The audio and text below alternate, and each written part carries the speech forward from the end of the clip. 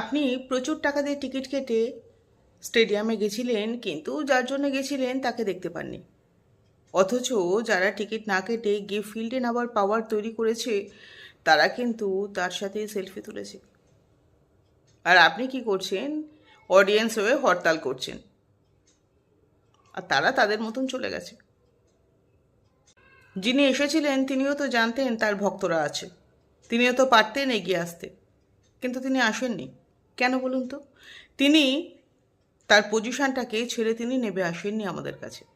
তিনি তার জায়গাতেই ছিলেন, আর তাদের সঙ্গে ছিলেন যারা তার সাথে ফিল্ডে দাঁড়িয়েছিল।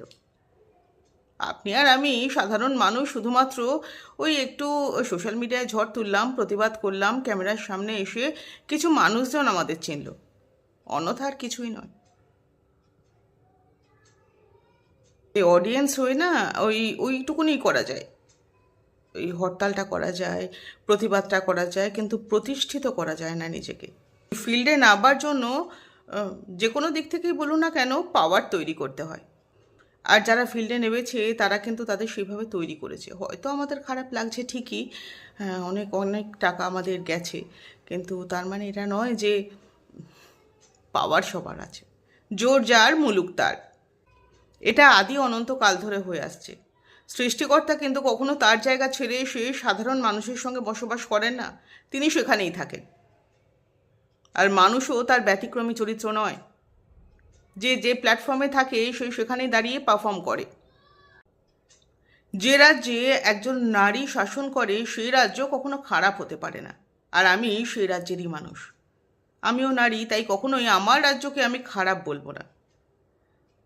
ধর্ম নিয়ে সারা দেশ জুড়ে মতবিরোধ চলছে, বিশাল একটা প্রতিবাদের ঝড় উঠেছে, কিন্তু একবারও কি চিন্তা করেছেন 10 গ্রাম সোনার দাম কত হয়েছে? কয়েক হাজার হাজার কোটি টাকা খরচা করে আমরা এক ধনী বাড়ির সন্তানের বিয়ে হতে দেখলাম। আপনার নিজের সন্তানের ভবিষ্যৎটা ঠিকঠাক হচ্ছে তো? আপনি যখন ধর্ম নিয়ে ব্যস্ত, আপনি যখন প্রতিবাদী, তখন চিন্তা করেছেন আপনার সন্তান ঠিকঠাক ইংরাজিটা বলতে পারছে কিনা, আপনার সন্তানের ভবিষ্যৎটা ঠিকঠাক তৈরি হচ্ছে কিনা? মজার ব্যাপার কি জানেন, আমরা যখন ধর্ম প্রতিবাদ সব নিয়ে ব্যস্ত হয়ে পড়ি, আমরা তখন আমাদের প্রতিষ্ঠিত হওয়ার চিন্তাটাই ভুলে যাই। আমরা শিক্ষা ভুলে যাই, আমরা সংস্কৃতি ভুলে যাই,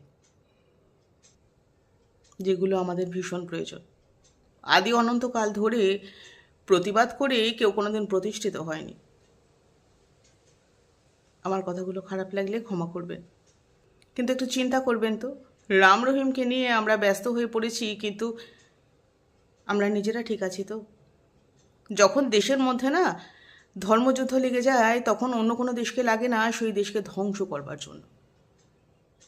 তখন দেশের মধ্যেই একে অপরের শত্রু তৈরি হয়ে যায়। ওই যে একটা কথা আছে, রাজা রাজায় যুদ্ধ হয়, উলু খাগড়ার প্রাণ যায়।